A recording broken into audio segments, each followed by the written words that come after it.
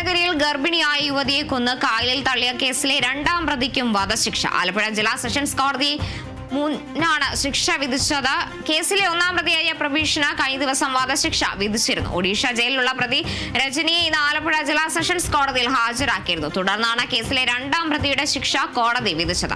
ശിക്ഷ വിധിക്കുന്നതിന് മുമ്പായി രാവിലെ രജനിയെ കോടതിയിൽ ഹാജരാക്കിയപ്പോൾ എന്തെങ്കിലും പറയാനുണ്ടോ എന്ന് കോടതി ചോദിച്ചപ്പോൾ ഒന്നുമില്ലെന്നായിരുന്നു രജനിയുടെ മറുപടി. ഒന്നാം പ്രതിക്ക് പുറമെ രണ്ടാം പ്രതിയായ രജനിക്കും വധശിക്ഷ നൽകണമെന്നായിരുന്നു പ്രോസിക്യൂഷന്റെ വാദം.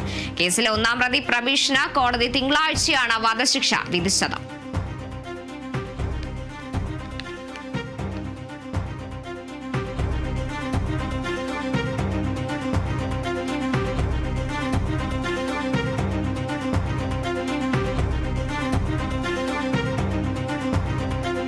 കേസിൽ രണ്ടാം പ്രതിയായ രജനി കുറ്റക്കാരിയാണെന്ന് കോടതി നേരത്തെ കണ്ടെത്തിയിരുന്നെങ്കിലും ഇവർ മയക്കുമരുന്ന് കേസിലടക്കം ഒഡീഷയിൽ ജയിലിലായതിനാലായിരുന്നു അന്ന് ശിക്ഷ വിധിക്കുന്ന ഒരു സാഹചര്യമായിരുന്നില്ല ഉണ്ടായിരുന്നത്. ഒന്നാം പ്രതിക്ക് ചുമത്തിയിട്ടുള്ള എല്ലാ വകുപ്പുകളും രണ്ടാം പ്രതിക്കും ചുമത്തിയിരിക്കുന്നു എന്നതാണ് ഏറ്റവും ഒടുവിൽ ലഭ്യമാകുന്ന വിവരം.